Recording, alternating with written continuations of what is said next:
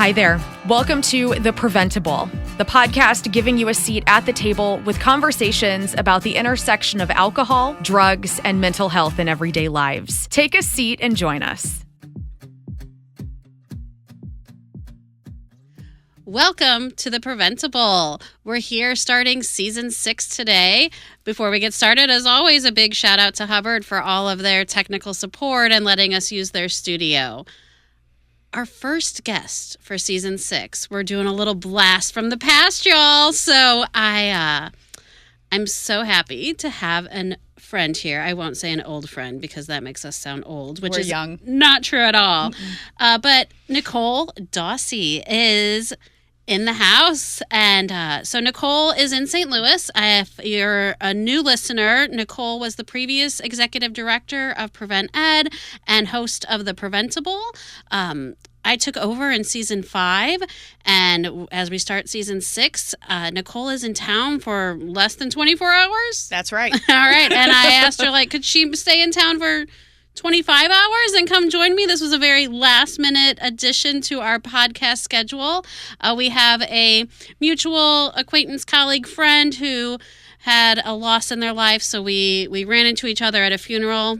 You know, those things, it stinks when that's when you see the people that you want to spend time with, is at funerals and weddings, right? But I guess that's part of life. So I was happy to get to run into Nichole, and even happier that you're able to join us today. Hi, Nichole. Hey, thanks for having me. Absolutely. It's so weird to be on this side, but I love it. I'm sure. I think, did we? Yes. We ended, or we transitioned our That's podcast hosting in these seats. And so it's fun to get to do it again. Now Absolutely. Like a year and a half later, which is wild. Yeah. Which is wild. But yeah, I came in, literally drove, and for everyone who's asked me a million times, it's 7.5 hours from Birmingham to St. Louis. It's not a bad drive at all, especially when you've got Zoom meetings and all those things. And of course, I'm always totally focused on driving. Absolutely. Totally focused on driving. But so came in and was able to go to the visitation and the funeral, and now I'm headed back down, but love doing this. And the thing, that I will just say, it's like, it was the funeral for a parent of a Prevent+Ed NCADA staff person. And,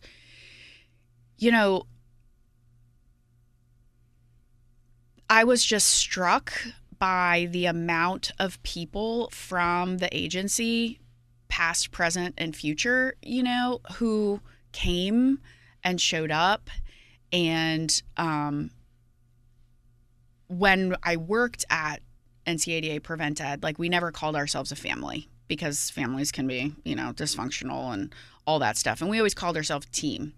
And it really feels like that when you're working there. And then I think when you leave, it does feel like a family, for all of the good and all of the bad, all of the awkward, oh, I haven't seen them for a minute, or what the heck are they doing here? Or I can't believe they showed up, Yeah. And it is a workplace and an environment unlike, I think, anything I've ever experienced, and I think anything unlike I will ever experience again. Not saying anything badly about where I'm now working, and I love my team that I have now. There's just something special, something that you can't quite put your finger on, and people just pick up right where they left off, even after not seeing each other for years, or, if somebody left and came back, or left and is now doing something different, just the camaraderie, the true camaraderie is something that is so unique to Prevent+Ed and NCADA. And you feel it in times of joy, you feel it in times of sadness, and it's just really remarkable. And I just wanted to make sure that I said that, because I think that so many people, they used to walk in the doors and they'd be like, I want to work here. What's it like to work here? And it's it's awesome. It is awesome. And even when times might not be the best, and it still is work. And it is work. We can all feel whatever way we want to feel about It's not a big slumber party. Work. Yeah. But I think you're right. And it's hard sometimes to not, I guess I would say, take it for granted. I mean, being there for 18 years, I think there's sometimes you do maybe a little bit this is where I work. These are the people I That's work right. with. And but it does show up, and I definitely felt that too. Like the people that just come to support each other and be there. And it was even people you haven't talked to in a long time or had left the agencies for various reasons, Totally. whether that's career moves or seeking something a little different or retirement. But you're right. They walk in the door and you're just right back where you started. And Right. Last night, because it was kind of a surprise that I was coming, because I wasn't sure that logistically it was going to work, and it's not about me, obviously. And so when I walked in and I saw so many faces of people that I used to see every day, right? And we had been through so much together. And what I was saying to Dawn, who, has been there for 20 years, I was like, you grow up together with these people. You go through life stuff. I mean, your kid just turned 15. I remember when you were pregnant with your kid, and it's really remarkable and extraordinary. And I know that that's a word that is used a lot, but it is truly extraordinary. The team, the dare I say family, for all its quirks, it's a special connection. It is a special connection. It really is. Yeah. It really and is. I'm lucky because I get to still have that with you. Like we are part of a national board. We get to talk to each other. We're always texting each other, especially when there's some stuff going down. Roller coasters. Yes. Exactly. And it's nice to still be able to literally pick up where we left off. I'm very grateful for that. Well, same. Very grateful for the ongoing connection and being able to have that sounding board, that, being able to pop in and out and still be part of each other's lives. I think that's important. Right. Wow. All right. So Alabama, tell us what you've been doing there. Yeah. So I am the executive director of a small nonprofit called the Addiction Prevention Coalition. We have 9 team members, so it is really small. We are the only provider in the state that is doing evidence-informed school-based education in the schools. Yes. Bringing what I was part of at Prevent+Ed down to Alabama. So that's something that makes us unique. We are obviously doing harm reduction. I know I'm not supposed to say that word, but I'll shout it from the rooftops. I don't really care. So we do a lot of wound care and Narcan and fentanyl test strip distribution. Cannot do xylazine test distribution. That is not legal yet in the state. Okay. Yep. And we also provide recovery support. So we have peers on our team who, different than Prevent+Ed, they're actually leading groups. The thing, like recovery groups, recovery meetings, specifically Smart Recovery and Recovery Dharma. So we are providing multiple pathways programs, because before that it was really 12-step based. And so it's the Smart Recovery, Smart Friends and Family. So we have a family support group, Recovery Dharma, but then also we have a few different recovery support groups that are more like for soberish, sober curious. Yeah. Not sure what that looks like yet. And that's okay, right? Because just like at Prevent+Ed, like we truly want to meet people where they are. And that means maybe going to a church. That might mean going to a strip club or to a bar or to, their place of business. Really and truthfully, wherever people are, that's where we want to be. So and appreciating like it's at this entire continuum. Like there's no totally. Well, you have to be here for this to happen, or you have to do this for this to work, because there's so many ways that it can happen. Absolutely. And just like here in Missouri, there are a lot of great treatment centers. That is not what we do at APC. That isn't anything we ever want to do, but it's really our job to like figure out like what is the landscape so we can make appropriate referrals and figure out, whether it's a parent who is like struggling with their kiddo, or it's, a grandma who is now raising their grandchild and is like, oh, I really hope that I can instill as much confidence in them and coping skills so that we don't have difficulties later, or whether it's somebody who just got off a shift at a 3 a.m. bar and has decided to make a change, and they come to one of our Sober Curious meetings. Like, it's literally everything in between. So, we have both been in this field doing this work for a long time, and there's a lot of ways that we can say that, there's a lot of good programming and there's so much similarity even within different communities. But what has been, I guess, the biggest surprise or difference for you in moving from St. Louis to Alabama? Yeah, that's a really great question. I think what I thought was going to be the biggest difference is not actually the biggest difference. Okay. And you usually have a good, predictor on you. You usually can know some of these things. So. Yeah. I think, what I will say is that I've been very impressed by the state of Alabama's distribution of opioid settlement funds. Oh, excellent. And the transparency around it and the process by which they have quarterly meetings that are open to the public. They have committees that Fascinating. are...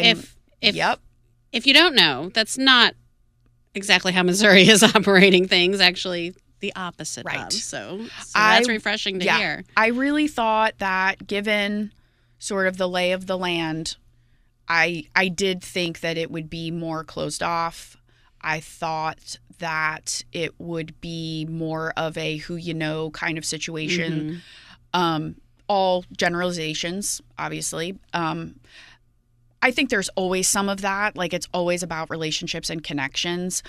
But I think that the state of Alabama is really interested in innovative strategies and is really interested in, we have a chance to do this thing, and we want to make sure that we're funding across the continuum. Obviously, prevention doesn't get as much as everybody else, but also that we want to think and do differently. So, so that has been a really big surprise. It is very conservative, and I don't mean politically or religiously conservative. It's just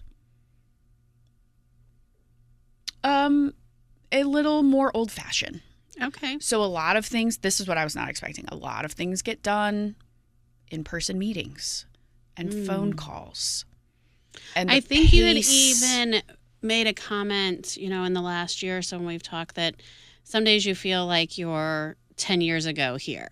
Absolutely. With some ideas or some Absolutely. And that does not mean I'm talking shit about Alabama. It's they're in just a different place. So fentanyl test strips just became legal not that long ago, and then they've taken off, just exploded in some areas. I'm lucky that I live in Birmingham, which feels like the biggest city. It might not necessarily be the biggest city population wise, but it feels like the biggest city. And so folks in Birmingham are very open to us distributing fentanyl test strips and are very open to that. You go outside of Birmingham and there are other prevention providers that can't give them away. Yeah. And so it's there's still a lot of stigma, and there's a lot of reliance on faith to provide the supports. And there's also a tremendous team of folks. And I'm thinking back to the Mohope days, right? Yeah. It feels like that. Which was 10 years ago. Yeah. Where there are law enforcement, there are physicians, there are people going we have to do things differently. And I will just brag on Alabama. Last year, we saw a 35% decline in overdose deaths. That's amazing. It is amazing. And a lot of that, as it is here in Missouri, is naloxone saturation, combination of strategies. Totally. And that's lots of things happening, so critical that we can't let our foot off the gas. Here, Alabama, anywhere. So there's a lot of stigma. That's everywhere. And the work is innovative and exciting. And there are some cultural things that we're still kind of pushing up against. So, I think you're right. Everything you said, not taking our foot off the gas. You and I, both of us, no matter where we're physically sitting or doing this work, have had some luxury of being able to kind of see things over a long time period Yes. and recognize that prevention, yes, we talk about prevention being in the long game all the time. We talk about how, we're planting seeds now that we're going to not even maybe see the fruits of Totally. our work.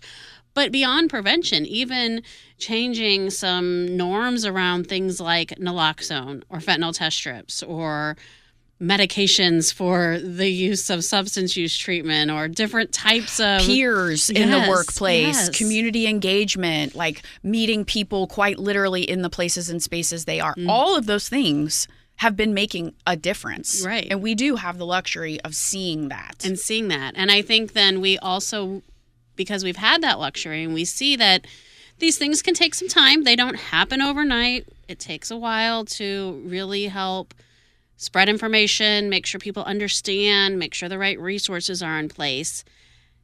And then we have times like we had just a few weeks ago where we feel like, talk about taking our foot off the gas. I mean, when the brakes are just put right in front of us and there's nothing to stop them. So in mid-January, there was an abrupt termination. Abrupt. That's a good word. There was a very abrupt termination. At 9:30 at night. Yeah. Termination of funding from the Substance Abuse Mental Health Service Administration at the federal level.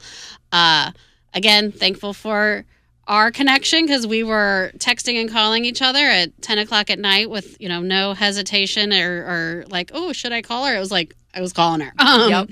And fortunately, the funds were restored. The whole thing lasted about 36 hours. It was a 36-hour roller coaster ride. But, as that happened, and I know that you and I communicated a lot during that time, and we've talked to other partners across the country, beyond just the turmoil of, the sudden loss of potential funding and services and staffing and all of the logistics that have to be figured out with that, there was just really a sense of sadness for all of us who have been doing this work that even a brief interruption, that ripple, when we're talking about years later, has such an impact. And that it's going to not just interrupt things today maybe for people, but now we might feel that for a long time to come. Like I said, fortunately for now, the funds have been restored, but it also just reminds us how fragile things are. It's a really delicate ecosystem. And we've been seeing the eradication of all of the data for the last year that supports the need for our work and the fact that, we are doing good work and we need to keep plugging away. And we've seen the eradication of the data. And so this just felt like the next natural, like you and I and many others across the country, we were like waiting for this to happen. Yeah. But we just didn't expect it to happen at 9:30 on a Tuesday while we were watching like Ted Lasso and tucking our kids into bed, And to be so immediate.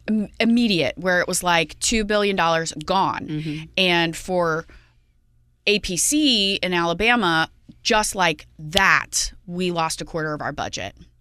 And I had already had to make some tough cuts at the end of 2025 with staffing. We had to eliminate 3 positions because of a loss of funding. And I was thinking to myself, how am I going to do this again? And at some point, how much are you cutting and actually being able to continue to provide the services? Absolutely. And I'm grateful that you and I did not make quick decisions because we had colleagues who were letting people go that day. And programs that just stopped. And while we did get the funding back eventually, right? They gave us a letter. The media was saying it's back, and reporters are like, "It's back! Aren't you so happy it's back?" I'm like, I'm not going to believe that it's back until I have a piece of paper. And even now, we still haven't fully exhaled.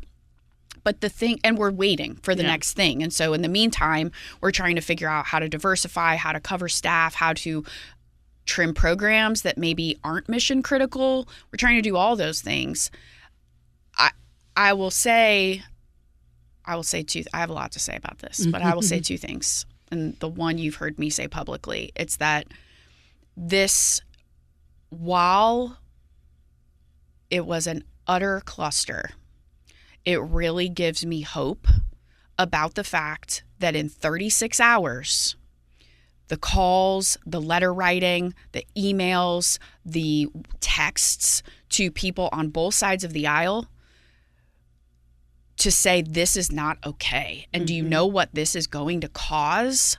The amount of news media we all got, the amount of people that called their congressional delegation and my representative, I called her office and I said, hey, I'm just letting you know that this happened. Do you have any information? And they said, I'm sorry, we're going to put you on hold. They put me on hold. They put me on speakerphone and they said, could you say that again?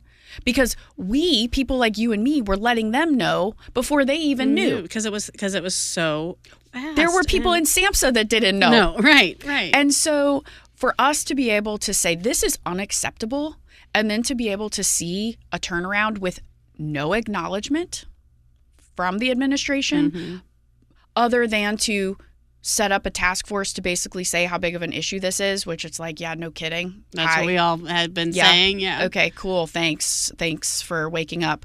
But that gives me tremendous hope because you and I have been in this field for 20 years.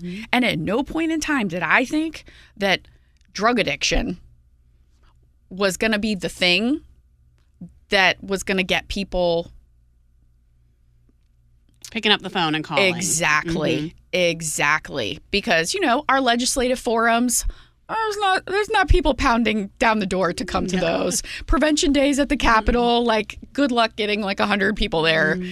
So the fact that people called and wrote and did the thing for this issue is incredible to me. Right. The other thing I'm going to say, and I'm going to say this because you won't, but I have had a lot of people come up to me or email me and say, you and Jenny did the thing. You did the thing. And I am not good at accepting compliments. And I know you are the only person probably less good at accepting compliments than me is you. But we started some fires. And from the second you texted me and said, have you gotten this email? I don't think you or I slept. No. I think we were figuring out what media we could talk to, what board members, what people that we knew that had influence who could actually make a difference. And we are continuing in our own ways and together, we are continuing to figure out how to be the champion because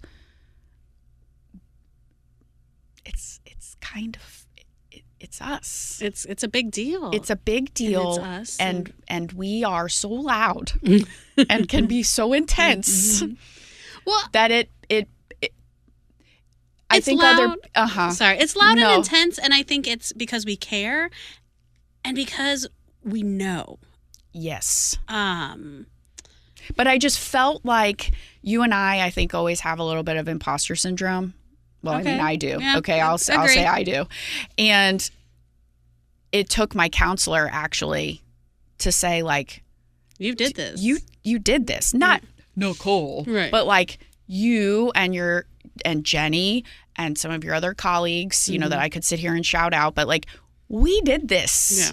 We did this, and we are going to keep doing this because we have to. Absolutely. We have to. We've worked too hard. And too many lives are dependent on it that we don't have a choice. No, we have to. And that doesn't matter if you're in Alabama or St. Louis or California or Kansas DC City or wherever. Anywhere in between. That's exactly right. That is it. Well, thank you, Nichole. Thanks for having me. Of course. Anytime you're going to be in St. Louis, stop on by. This actually was really fun. I love chatting with you just about stuff in general, but I feel like you are the person that I can nerd out with about this stuff. And you're the person that I don't even have to say anything. I can just look at and be like, what? Wow. And you understand. So thank you. Ditto. Well, thank you. Safe travels back to Alabama. And we'll talk soon. Thank you all for listening, and thank you again to Hubbard Radio for hosting us. If you liked what you've heard and you want to hear more, be sure to subscribe anywhere you listen to your podcast. We'll talk to you next time. Thanks for joining us at The PrevenTable, brought to you ad-free by Prevent+Ed. Prevent+Ed works to reduce or prevent the harms of alcohol and other drug use through education, intervention, and advocacy. Please visit their website at PreventEd.org. Like what you heard? Rate, review, and subscribe to stay up to date with what we are serving on The PrevenTable.